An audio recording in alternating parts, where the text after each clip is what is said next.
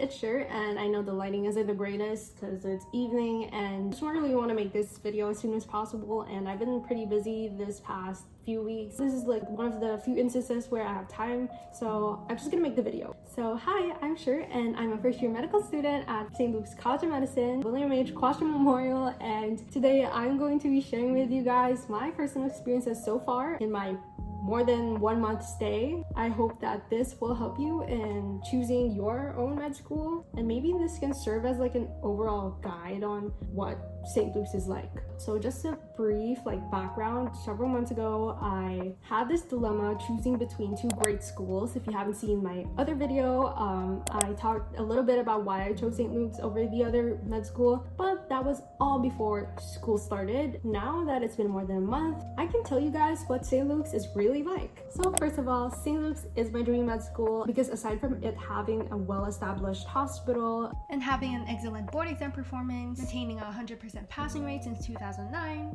except this year, I heard that St. Luke's is also one of the most mental health friendly med schools in the country. But I want to reiterate that no med school is easy.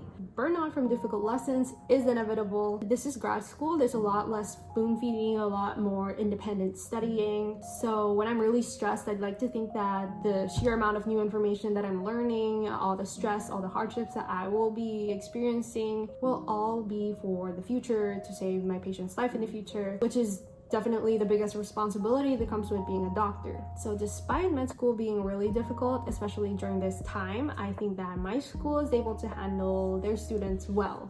So the building for St. Luke's College of Medicine is located right next to St. Luke's Medical Center, Quezon City. So it's like a really tall 14-story building, and it has a bunch of facilities in it. I have yet to visit them, by the way.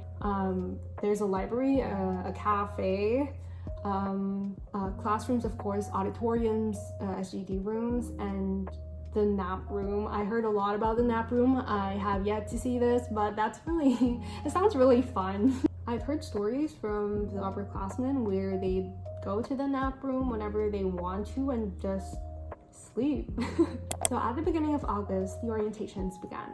Getting into med school can be really nerve-wracking, and this is especially when you don't know anyone in the school. And aside from the online setup, one of the few things that I was concerned about was making new friends, because I know that it's a lot harder to make new friends online. It's a lot more awkward than how it is in person. Thankfully, St. Luke's had a pleasant way of welcoming new students through a bunch of get-togethers organized by our very own Ates and Kuyas from year level 2. So you can really see from the beginning how helpful they are, and it's really nice. It's really warm. They really put a lot of effort into these events, and I am never not impressed. And now that it's been more than a month, of course, I can definitely say that I got to know my batchmates more, and I'm definitely settled into my new school. After a few weeks, they released a list of people who got into this scholarship grant. My tuition in my first year is $152,000, and this is for a non-scholar like me. And by the way, this is per semester, and it changes per year level. It's not fixed at 152. I know that St. Luke's is quite generous with their scholarship grants, and if you did well in your undergrad, getting at least a magna cum laude and an NMAT of 90+, you can definitely apply for the scholarship, and if you do get in, you won't have to pay for anything for the rest of the school year. Sana all. In a class, there's usually around 150 students. One class is one batch in St. Luke's, but for our batch, we're around 120+. It's a small community, definitely. It's an advantage for me this way, because this way you get to be a lot more closer with your batchmates, and it's definitely easier to have dialogue with your professors as well as the admin. And if you don't know, it's a 5-year program, so per batch we have like 150 students long. So if you count that, it's just a small community. Our schedules are fixed from 8 a.m. to 3 p.m. where synchronous classes are held in the morning from 8 to 10, but sometimes it goes from 8 to 12 p.m. The asynchronous classes are posted in the afternoon with a recommended time of 1 to 3 p.m., but it's definitely up to you. You can choose to nap like me right after classes and just study in the evening. Exams are held every Wednesday and SGDs are held every Friday. The approach of the curriculum changed once everything went virtual. So instead of having the usual fixed class schedule every day, we now have a subject focused approach where we go from one module of one subject to another after each exam. So for example, we have the first module, or block as we call it here, of anatomy for the first week, and then we have the anatomy exam, and we have block 1 for physiology, we take the exam, we go to biochem, the exam, and so on and so forth. When I was introduced to this curriculum, it was really weird to me at first, but after the first exam, you kind of like get it and you realize that it works. There are, of course, pros and cons to this, and one of the pros to this is you only have to think about one subject without worrying about the other subjects. The cons to this, however, is I think that focusing on 10 different topics of only one subject for an entire week can be pretty overwhelming. And since it was new to me, I had a bit of a hard time like adjusting to this. I didn't really know what to expect and stuff, but after the first exam, I was okay. And I trust the upperclassmen when they say that this way is a lot easier. The curriculum focuses on a flexible, self-paced learning, which I believe can be beneficial for working students or just people who really value their free time. Like me. This is like one of the best things for me. We don't have quizzes, we don't have pre-tests, we don't have post-tests. We only have a bunch of like formative non-graded assessments. This is where the quizzes come in. We also have formative SGDs, formative discussion boards, and other activities. And we only get graded for our major block exams, and this already includes the practicals. This is your lab, and lab reports, and I think case analysis as well.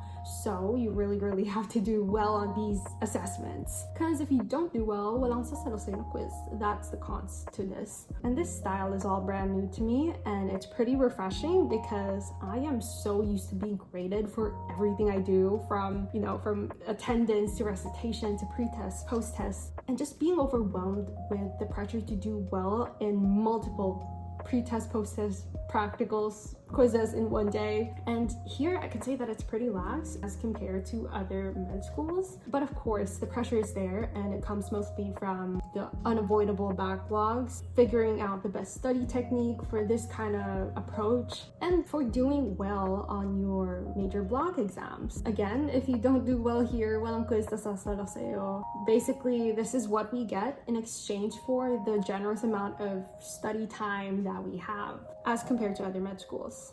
Now this is the part where I'm going to describe lukans. So one thing I observed about lukans is most of the people here are from UP.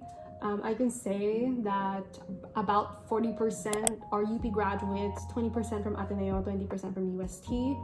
The others are from TUA, FEU, UERM, and other universities, local and abroad. It's a really diverse mix. This is graduate school. A lot of people have taken gap years, and the age range goes from 20 years old to 30 years old, but the mean age still remains at 21 to 23. So don't worry if you ever think that you're too old for med school. You're never too old. There's no such thing, and there's definitely no discrimination. Also, some people come from non-traditional pre-meds. For those wondering, St. Luke's website shows that there are pre-med units that are recommended for you to take for those that are coming from non-pre-med programs, but they are not required. Besides my batch being UP dominated, I can say that the professors as well are mostly UP graduates or UP doctors. And the upperclassmen are really nice. There are lots of opportunities to meet them, ask tips from them, and they really help you. There's a lot of opportunities to meet them through orgs and the events they make for us. Now, like mentioned earlier, St. Luke's is known for their student-centeredness. It may only be a month for me, but it's been great. St. Luke's was able to live up to my expectations, as the admins are very warm, responsive, easy to talk to, all that. The doctors as well are very humble and approachable. They ask updates about our batch and what we think about the approach of the lectures, the exams, if they're fair or not, and just how the people are doing lately. So I can say that so far, just that by itself, it's really refreshing, and they really do listen. It's just so weird to think that institutions like this exist. The bar is low. And of course, I am also grateful for the fact that they do not force feed multiple assessments in one day. every day. And I'm also grateful for the fact that they gave us ample time to adjust to this approach, for us to settle into our new school before the very first exam started. That's like a whole 2 weeks. Now, the thing about choosing med school is it really varies among people. I really took the approach into consideration because in St. Luke's, it seemed as though I'd have a life outside of med school as compared to the other schools I applied to. I also don't believe that force feeding your students with pressure and the burnout and having multiple assessments in one day, especially in the time now, I don't really believe that it's the only way for you to be a good doctor. I can't say that it's not effective. Obviously, it's still effective, but it really, students have their limits, and especially during this time, I just don't want to have unnecessary burnouts. I think mental health should really be taken into consideration. Now, going back, a bunch of people have actually messaged me about how to transfer to St. Luke's, or is St. Luke's accepting transferees, and according to their website, you can in second year as long as you don't have failing grades and as long as you're part of the top 20% of your class. And you can see more in their website. It's all there anyway. And for the last segment of the video, I just want to recommend some must-have items. And of course, I'm gonna put in there the iPad. I really do recommend the iPad, especially med students, because I think that this is the most useful thing. I love my iPad. It's like the 2018 model, and I really wanted to buy a new one, but then it's the pandemic. So yeah, the iPad is really convenient and helpful. And my favorite part, of course, no paper waste. My notes for classes in med school are ×3 of how it was in med tech. So yeah, an iPad would definitely save you more in my opinion, because the printer ink itself is pretty expensive. Printers can fuck up. Also, I bought a whiteboard just in case we need them for calculations, but there's no scratch papers. We can't really use scratch papers during exams. Our exams, of course, are proctored, so there's no way for you to cheat, no way for students to cheat. Lapit na exam, it's 12:35 and we're supposed to go in by 1 p.m. I don't know, I feel like I read everything already. I felt like I reviewed enough, but then who knows? Online exams are always going to be nerve-wracking. You don't just think about the exam, you also have to think about the Wi-Fi and if it will, mess up. So knock on wood, it's not gonna happen, and I just really hope that I get a good grade. Hey guys, I just finished my first block exam for physiology and I guess I did pretty okay. They show the score right after the exam, so that's really good. It was pretty challenging. I remember going into the exam and I read the first few questions and my mind went blank. I just wasn't sure of any of my answers. I'm not sure if it's because my brain wasn't set to the mood yet, if you know what I mean. But after going through my answers for the second and third time, I got a lot more confident with what I answered, so it's been good. It's been all right.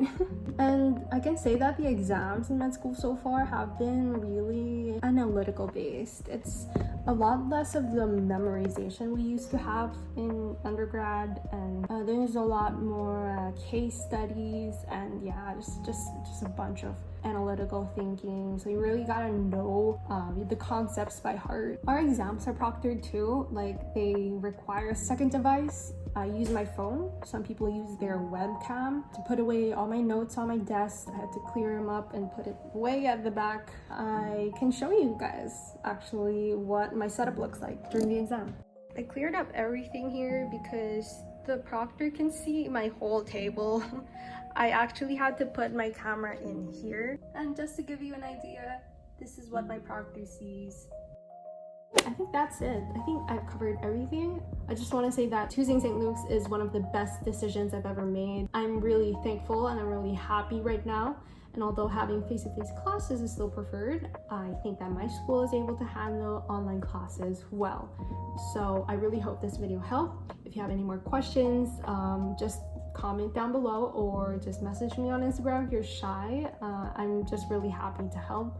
And I'm gonna do the best I can. So it's 6:30 p.m. I have an exam on Wednesday that I need to prepare for. So I'm gonna see you guys soon.